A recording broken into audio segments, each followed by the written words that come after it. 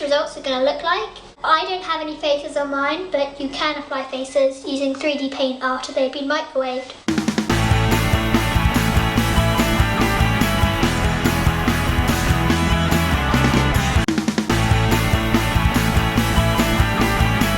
You'll need salt, oil, essentially a vegetable, but I'm using sunflower, and also olive is okay, but it makes it a little bit greasy. Flour, could be any type of flour really. Plain flour is what I'm using.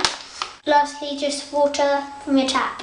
What we're going to use is a surface to work on, a mixing bowl, a measuring spoon, a knife or something to mix the mixture with, a measuring cup. A cup like this would be great. The towels, just in case it gets a bit kind of mucky on the table.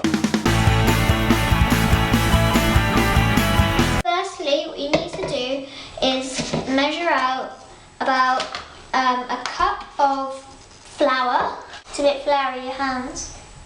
Flour, half a cup of salt,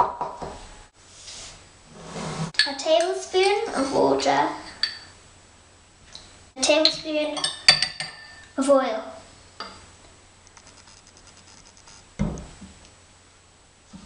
Doesn't really matter which order you put them, but preferably put in the solids first and then the liquids. So now just give it a good mix until it becomes kind of doughy, and then you can start kneading with your hands. Sometimes you might need to add a bit more water, but try and add the same. So if you add like another tablespoon of water, then you have to add another tablespoon of oil.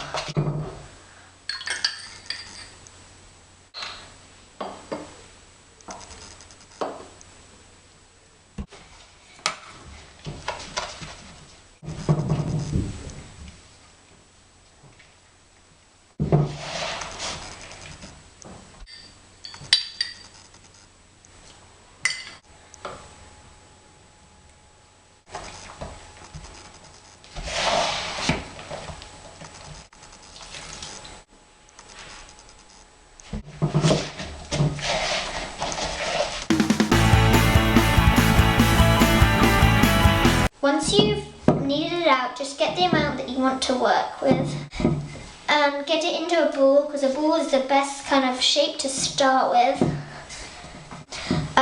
You can see you have to kind of go gently with your hand, with your finger even, like that. So you just flatten it and just turn gently and just get all the cracks and just like that. I don't really know how to describe it, but you have to kind of make that shape.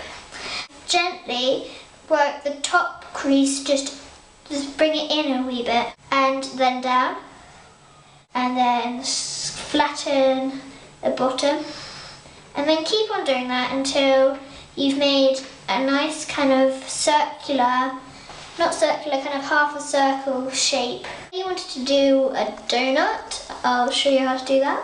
Do you want to get a slightly bigger bit of clay, but not too much bigger. You don't want to make it huge, because if you want to make them to a charm, obviously, you want to make it a bit smaller than that, even. So just keep it on the small side, really, and do the same. Just work it between your fingers, oh gosh, and keep working it, and then start making it into a ball. So once you've done that, just press down slowly, press down, slightly slowly. Sorry, keep going down. What you want to do is to make sure you get your desired thickness. Obviously donuts are quite thick, so you don't want to make them too thin. Once you've got your desired shape of your donut, turn it around onto the other side, as this would be nice and smooth to work with. Now, with your paintbrush, what you should do is just find roughly around the middle, and just slowly press down. And so now I want to make that circle bigger. Just do a kind of slow, kind of turning in a circle motion with the bottom of the brush and it makes it a really nice circle, and it does bend a bit. Now just keep, see, you can start to get little cracks around. Don't worry about that. Just keep on doing that until you have your desired circle. I've got eyeshadow here. Don't use your most expensive because it does go quite quickly because you have to use quite a lot. Maybe use eyeshadow that you've got in magazines or things like that. So now we're going to paint our bun and our donut, and I'll show you how to do so. For the bun, I like to use this colour brown because it's really nice. It's not too dark. It's got a tad of yellow in there, you can kind of see, and it's great for using on the bun because it gives this kind of nice kind of glazy colour.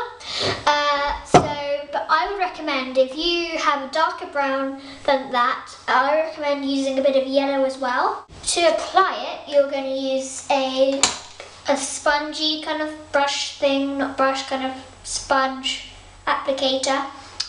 It works best. What you're going to do is just slowly go around until you have the kind of colour you want.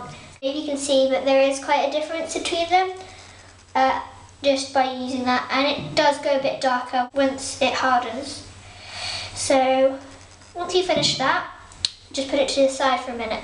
So now for our donut, there's nothing much you can do because that is generally the colour of a donut. So what I like to do is do a kind of glaze around it, and by doing a glaze I like to use that pink here. It's a really nice light pink, and I don't know if you can see, but that's got the light pink glaze on it. It's probably really hard to see in this light, but there is a pink glaze. But I haven't got much of that left, so I'm going to use that purple. Obviously you can use whatever colour you like. And it's kind of the same technique really, but instead of doing the whole thing, just do the top.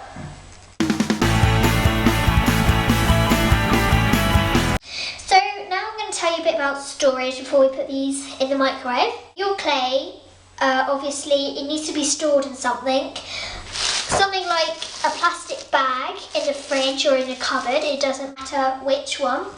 Or you can use a kind of hardware and those plastic boxes, those would be great. It really doesn't matter what you use and where you put it. What I recommend doing is every day that you're keeping it in there, just once a day, just give it a knead so it doesn't get crumbly or whatever.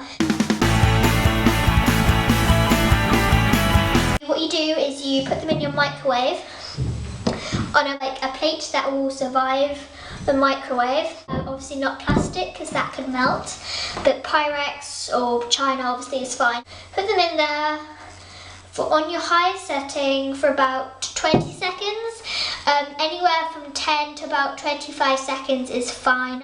I'll just go put them in the microwave and I'll be back in a second. Here they are. They have just come out of the microwave and they look brilliant. These can get extremely hot and I did burn my finger by touching them, so don't touch them for about 5 minutes and don't squidge them because that will just wreck the squidge and probably make a mark. Thanks for watching, see you guys, bye!